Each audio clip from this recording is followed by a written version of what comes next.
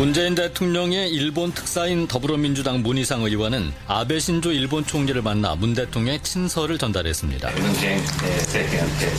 문재인 정부가 특사를 빨리 파견해준 것은 한일 관계를 중시한다는 뜻으로 봅니다. 정서적으로 위안부 합의에 대해서 수용할 수 없다는 것이 현실이다. 국민 대다수가 위안부 합의를 정서적으로 수용하지 못하는 분위기다. 예, 문재인 정부의 특사단이 일본에 전달한 메시지입니다. 문재인 정부 4강 외교를 본격적으로 시작한 가운데 일본 특사단이 특별히 더 주목을 받는 건요. 바로 이 박근혜 정부가 체결한 위안부 협상 때문이죠. 문재인 대통령은 후보 시절부터 얘기했습니다. 이 합의는 반드시 재협상해야 된다 했습니다.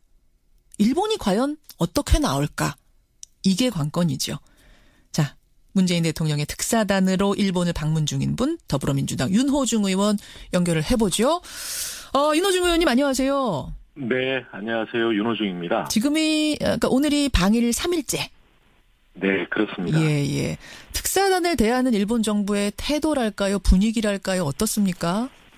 예, 우리 특히 이제 새 정부 문재인 대통령께서 일본 특사단을 가장 먼저 출발시키고 또 가장 먼저 일본에 정중하게 온 것에 대해서 굉장히 의미 부여를 하는 그런 분위기입니다.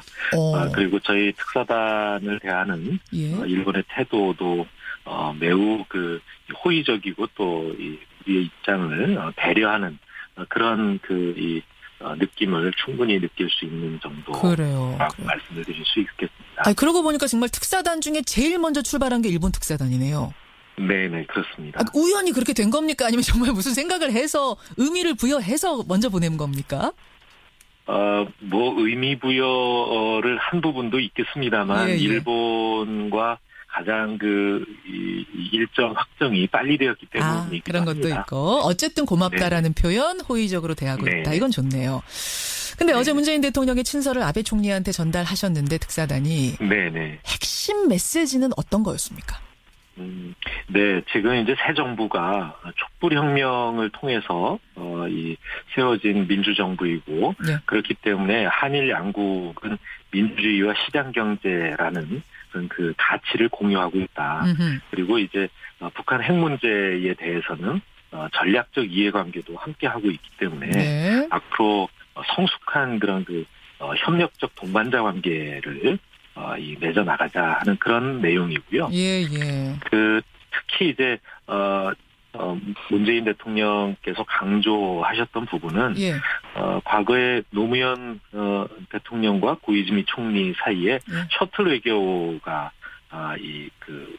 활발했죠. 이루어졌던 적이 있거든요.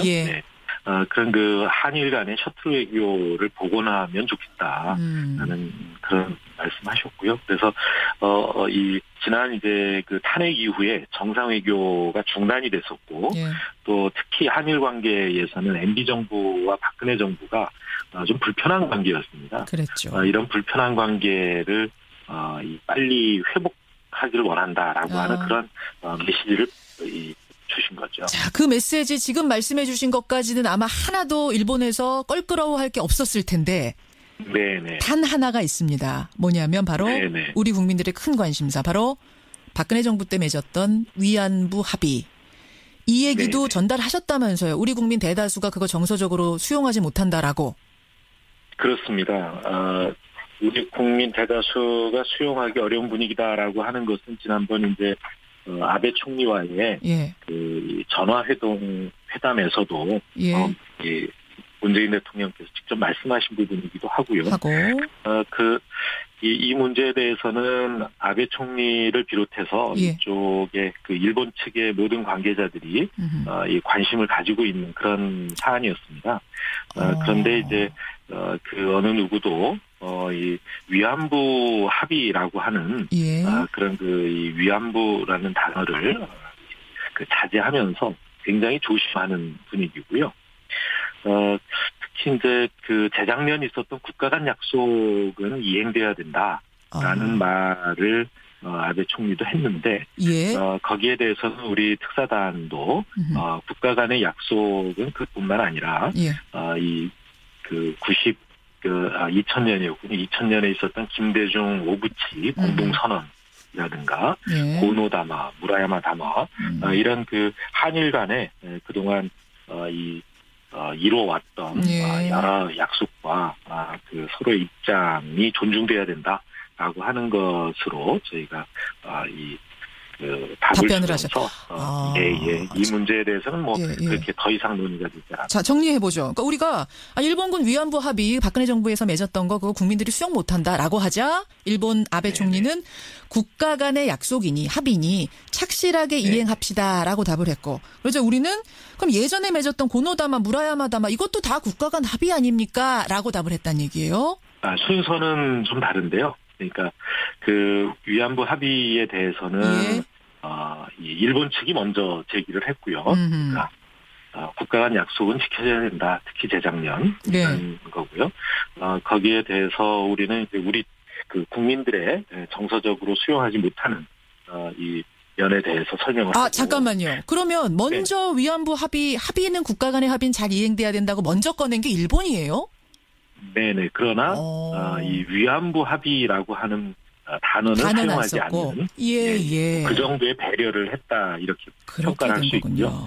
그 알겠습니다. 부분에 대해서는 저희가 역사를 주시하고 지혜롭게 극복해 나가자라는 뜻에서 이전 합의들도 준수돼야 된다라는 이야기를 한 것이죠. 국가 간 합의니 착실히 이행했으면 좋겠다. 이건 결국 위안부란 단어는 지금 안 썼다고 말씀하셨습니다만 우리가 위안부 그 합의 재협상하자고 하면 그쪽에서는 즉 백지화할 뜻 같은 것은 없다라는 걸로 사실상 읽히네요. 그런 부분에 대해서는 저희가 이를테면 메시지를 전달하러 온 것이지 어떤 협상을 하러 온 것이 아니기 때문에 그렇게 이제 깊게 논의가 들어갔죠. 그렇죠. 물론 깊게 논의는 안 들어갔지만 이제 해석하자면 국민들이 해석하자면 사실 국가 간 합의니 착실히 이행해달라는 얘기는 이행을 해달라는 얘기지 이거 백지화해달라는 얘기는 아니니까 사실 일본의 입장은 요번이 아니더라도 계속 아베 총리가 이건 유효한 거다. 이건 되돌릴 수 없다라고 얘기를 한 터여서 말입니다. 그래서 저희가 느끼는 것은 그 아베 총리로서도 그 일본 국민들에 대한 입장이 있기 때문에 그런 정도 언급한 것 아닌가 이렇게 느꼈습니다. 그러면 느끼시기에 재협상의 여지도 있겠구나라는 느낌을 받으셨어요? 이 한일 양국 정부가 이제 새로운 관계를 이제 복원해서 나가기 시작을 했기 때문에 이런 문제들에 대해서는 한일 양국이 서로 이해하면서 어떤 변화를 도모할 수 있을 정도의 그런 그 사전 분위기 조성이 우선돼야 된다 이런 이 느낌을 강하게 받았고요. 외교에 있어서 불가능한 것은 없습니다만, 그러나 이 순서와 속도는 고려해야 봐야 할 문제일 것 같습니다. 완강하게 절대 안 된다 이런 분위기는 아니었다는 것만으로도 어떤 변화를 신뢰 속에 철저히 확실히 이렇게 말씀하셨는데 그런 단어는 전혀 사용되지 않습니다. 알겠습니다. 이게 첫 상견례다 보니까 첫 상견례다 보니까 수위를 그 정도로 한 거지 속마음은 이거 꿈쩍도 할 생각이 없는 거 아닌가라는 사실을 생각을 솔직히 하게 돼요. 그래서 걱정인 건데 니케이 신문이 이런 보도를 했습니다. 우리 특사단이 제3의 노선으로 문제를 해결할 필요가 있다라고 니케이 신문이 보도를 했는데 혹시 이런 얘기를 하셨어요? 문재인 특사단장께서 과거에 국회의 통일외교통상위원회 이 발언으로 하신 내용입니다. 그것을 미루어서 발언한 거 아니냐 이렇게 보도를 한 것으로 보이는데요. 그래요. 어제 특파원들 질문에 대해서도 문인상 단장께서 분명히 말씀하셨습니다. 내 말을 하러 온 것이 아니라 대통령의 말씀을 전하러 온 것이다. 알겠습니다. 내 의견을 이야기한 적은 한 번도 없다. 제3의 노선으로 문제 해결하자 이런 얘기는 한 적이 전혀 없다. 이건 분명히 해주셨고요. 지금 청취자 질문도 많이 옵니다만 우리 정부의 입장은 위안부 합의 완전 백지화입니까? 아니면은 어떻게 보완 수정하는 정도입니까? 이런 질문이 오네요. 지금은 이제 끊어졌던 한일 간의 이 정상 외교를 이 복원하는 것이 이 우선이라고 보여지고요. 예, 정부의 입장을 구체적으로 예. 이 밝힐 수 있는 이 시기는 또 앞으로 진전되는 여하에 따라서 그럴 수 있는 시기가 올 수도 있겠습니다. 지금 특사단으로 가셨기 때문에 말씀이 굉장히 조심스러우신데 저는 이제 문재인 대통령 후보 시절에 공약이 어땠는지 궁금해서요. 그때는 완전 백지화였습니까? 백지화는 아니었고요. 예. 재협상 하자라고 하는 공약이었죠. 재협상 거기에는 수정 네네. 보완 정도까지도 카드로 갖고 있는 정도의 재협상 이거였고 이전 정부에서 맺은 협약을 예. 일방적으로 파기하는 것은 이제 보통 정상적인 국가에서는 하기 어려운. 예, 수정 보완 정도까지의 재협상 아마 거기서 네. 제3의 노선이란 얘기가 나왔는 모양이군요. 제3의 길을 찾자. 해석이. 그건 이제 문희상 단장님의 개인적인 생각 알겠습니다. 네네. 일본이 그 정도까지는 어떻게 움직여줄지 요걸 관철시키는 조건은 뭐라고 보세요? 결국 분위기인가요? 분위기. 서로 간에 이제 신뢰가 쌓여가야 된다고 봅니다. 그래요. 근데 일본이 네. 먼저 나서서 재협상합시다 할 리는 만무하고 우리가 네네. 언제쯤 이 얘기를 테이블에 올려야 될까요?